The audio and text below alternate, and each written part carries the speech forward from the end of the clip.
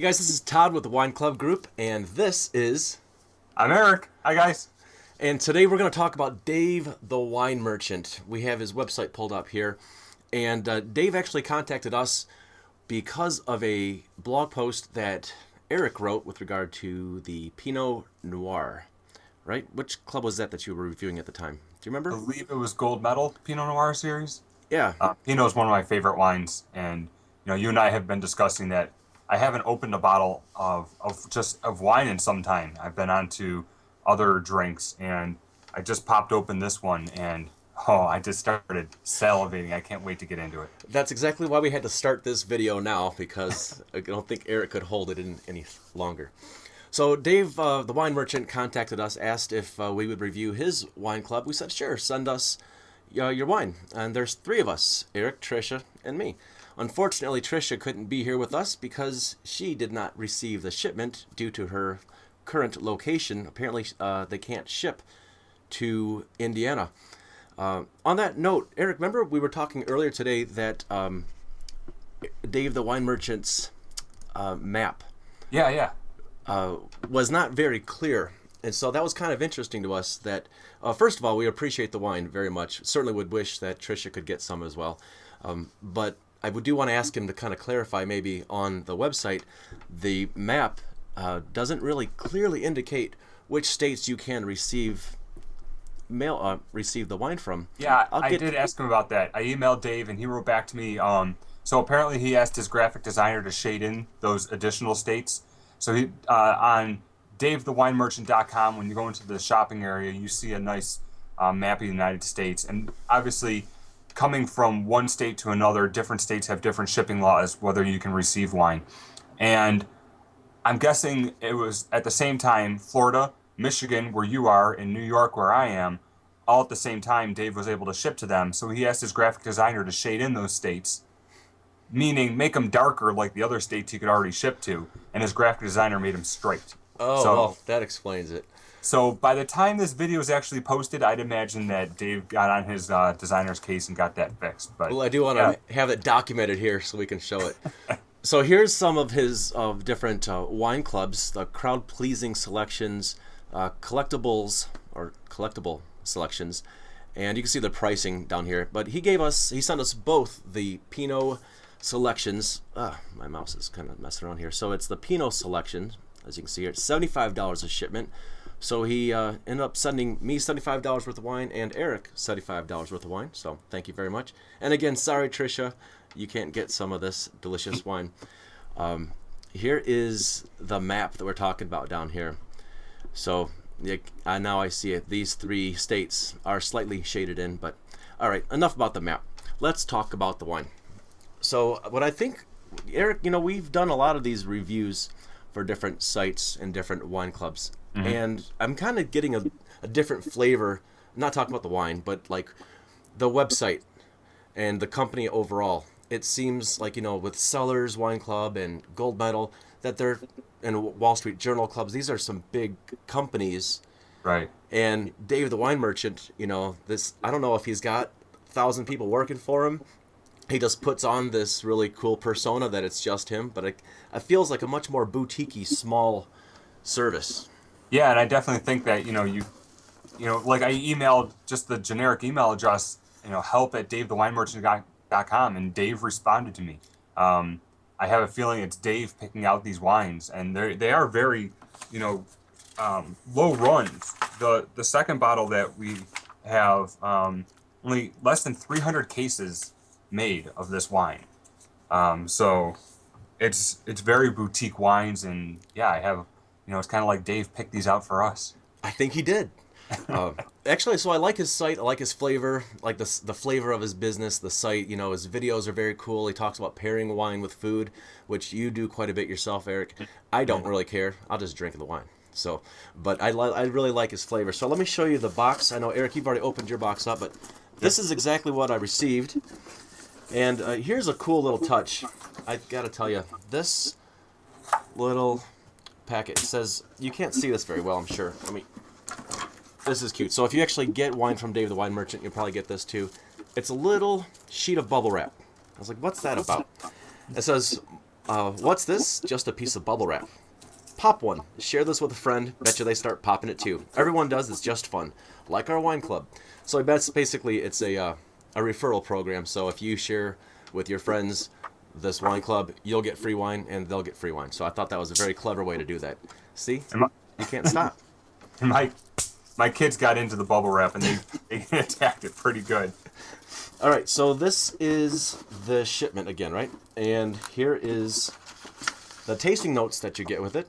Pretty standard, it seems. So there's the 2 different bottles, and I'm going to take them out here, and Eric will talk about them for a second, but there's 2 bottles. One, it's $25 retail price.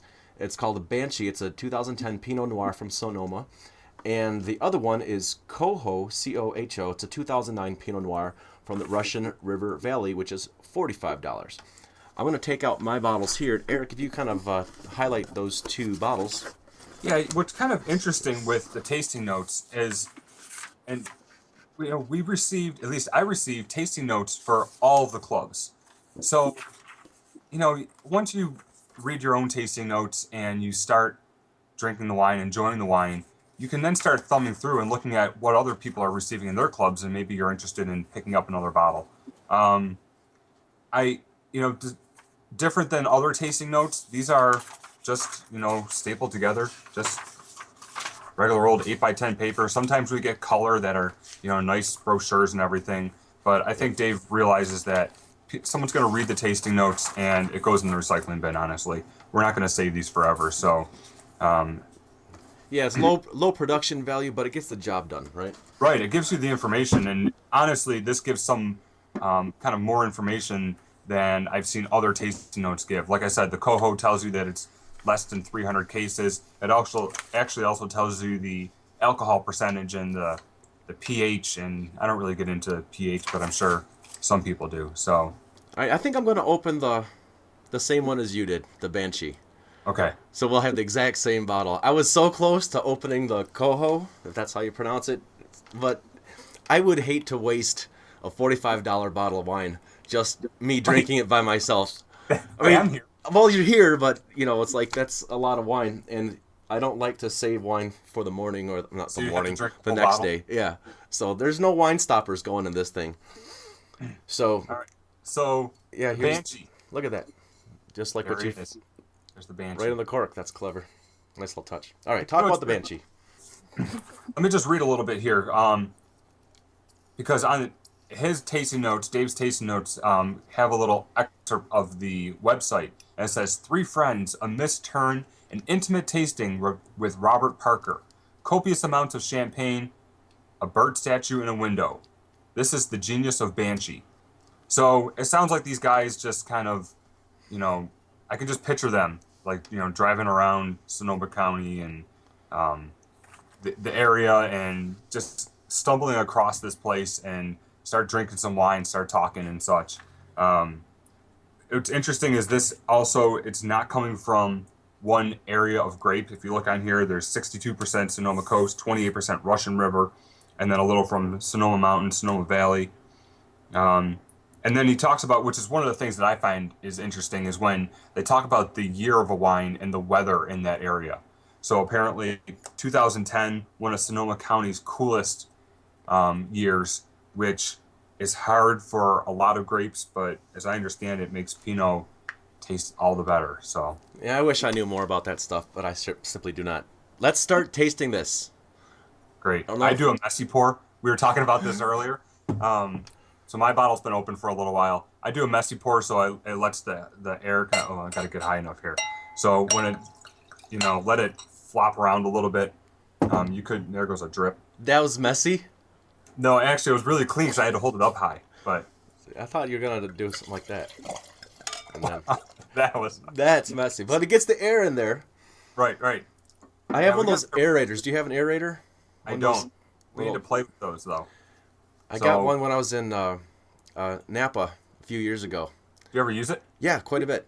I actually, for some reason, stopped, but it does make a difference. Can we, hang on a second. Where's some white paper here?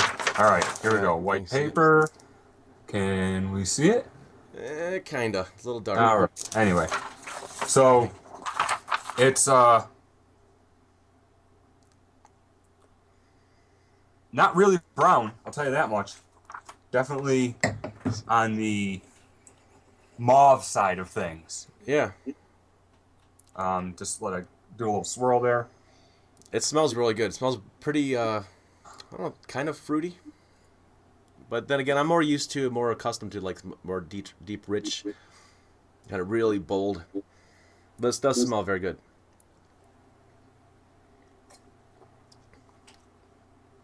That's really good. What I love about, to me, a good wine is one that you can just open up and drink. You know, you don't need to pair it with anything.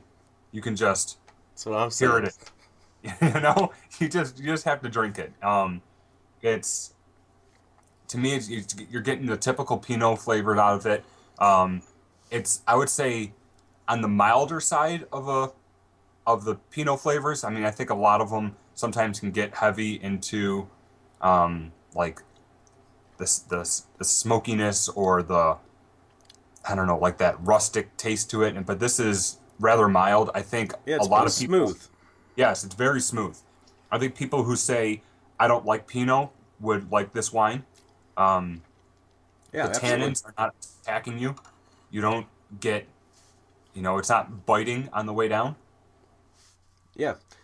I normally don't drink much Pinot, but I gotta say, I do like this one quite a bit. So, Dave, the wine merchant, very well done, sir. Thanks a lot for setting this wine. This, again, was the Banshee, the Pinot Noir. And at some point soon, I will open this lovely bottle of Coho. That's from the Russian River Valley. It's Pinot Noir, 2009.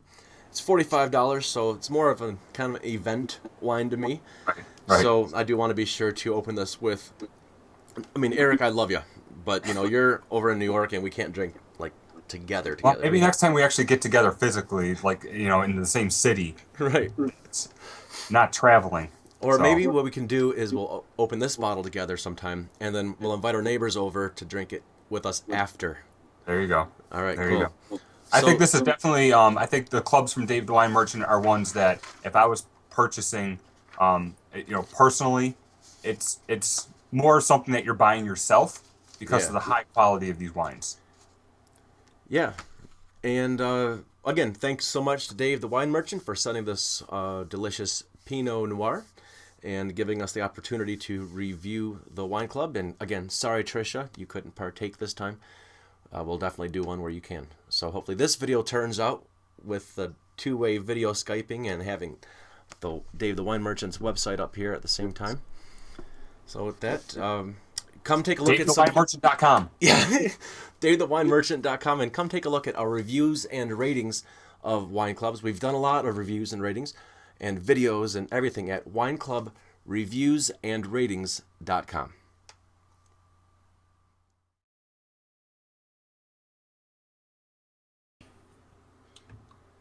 I really shouldn't be drinking this. I'm a minor.